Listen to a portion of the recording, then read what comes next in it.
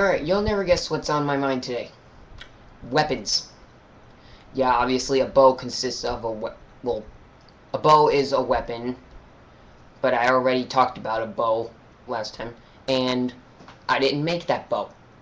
So today I'm going to be talking about weapons that I've made over the last year. Starting with the first one that I made 2 Augusts ago. Yeah, this is my first boomerang. See, it's got the basic shape, and it's got a fire design on it, nice coat of red paint, and it's nice and thin, and sharp. Because, see, the way boomerangs fly, if you don't already know this, it has to have sort of a curve right here. Like, the top side here should be curved down this way, and the other side should be flat. Because then it'll fly right, the way boomerangs are supposed to. Yeah, and the cool thing is I didn't need to do any math to make this. I mean, I don't anymore, at least, but, that's just how I made this. Just have to sand it or carve it right to get the shape. Now this one, if you've seen The Last Airbender, then you've probably seen the shape of this boomerang. But I put an airbender design onto it. See, it's got the symbol here, and it's got another airbender symbol right there at the bottom, and I just added a few random spirals around there. And unlike the other one, it is slanted on both sides. So it will fly really far, and it'll go straight. So yeah, this is one of my favorites, but unfortunately it broke into 2 pieces. But I was able to put it together. See, there's a crack right down here where it broke in 2. So I don't throw it anymore. It's for display. Or something like that. Alright, let's see. Oh yeah, I remember. I forgot to tell you, I made this one about a year before I made my boomerang. This is obviously a staff. It's supposed to look like one of the staffs from Avatar: The Last Airbender. It's 6 feet long. I don't know what kind of wood it's made of, but I spray painted it brown and colored the ends bronze. And I put several layers of polyurethane on it to make it really smooth and glossy. And it's a pretty flexible kind of wood. Like, see that? Yeah, it's kind of flimsy, but it works. And it used to be just, I mean, obviously it's a rectangular sort of shape, but before I made it the way it is now, the corners were kind of sharp and they hurt my hand, so I just sanded the corners off and then repainted it. And see right here, it's round. Alright, this is another staff. Trust me, you've never seen one like this. This is supposed to look like a wizard's staff. See, it's got a bunch of random runes on the side, and it's got a gold ball at the end. I just studded it with a bunch of random fake jewels because I felt it would look really decorative. Alright, I like this paint that I used for this. It's called Gloss Cherry. I got it at the hardware store, so it's not like just some random paint that you would get at a craft store. It's just smooth all by itself, and it is just perfect.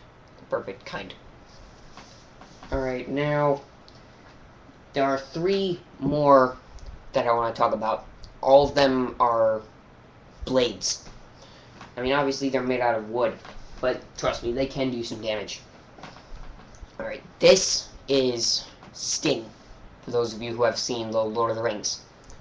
It used to be, this really, not so good looking replica of, the Godric Gryffindor sword from Harry Potter that my dad helped me make when I was 8 years old. Long story short, it didn't look good, so, last year I sort of fixed it. Like, I sharpened the blade, sanded the paint off, repainted it, and I reshaped the hilt. Wait, not the hilt, the crosspiece right here. And I figured I might as well make it look like Sting because to scale, it looks about the right size. Yeah, and I like it like this better anyway. Alright, okay. This is one of my favorites.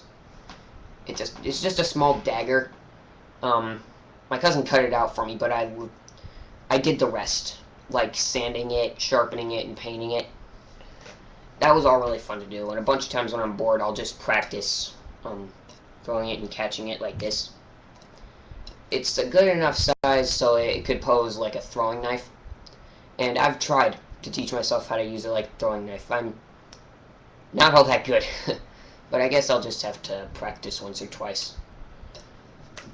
And it has a name. It's called I call it Oryx Ixen. In the Practical Guide to Dragons, the book I got, there's a translator from like human to dragon, and Oryx Ixen means gold fire. So I figured it would make more sense to have it look like that. And the way it looks with the brown handle and the gold crosspiece and blade is supposed to look like a short sword from the first Dare Strix Arcanist book. But since it's a dagger and really small, I figured I'd just give it a different name. In fact, I think I might put this particular dagger in one of the 3 books later on. Alright, now this is the newest one. It may not be the best done, but it's just the newest thing. This is supposed to look like a sax knife. It's from the Ranger's Apprentice book series. I mean, sax knives do exist. You can look up pictures. Like, it's just a knife about this big. It doesn't have a crosspiece. And it's said to be kind of heavy. And the way I sharpened the blade is that so that this side is flat, so you could probably like hit someone on the head with it and it'll stun them or something. But with this blade, I mean this side of the blade is sort of sharp. I mean if it was made of metal then it would work, but in this case it's just wood. But it can do some damage if you try to. And I used electric tape for the handle to make it feel really nice and not exactly leathery, but at least it's not super rough like you might expect from some woods. But making these weapons has been really fun. Like some of them I just design on my own, and some I just try to replicate, like Sting and this. Yeah, and obviously, you know, it's not painted, but I figure I might be practicing with this, and if it gets scratched or something, if it's painted, then that would just look bad.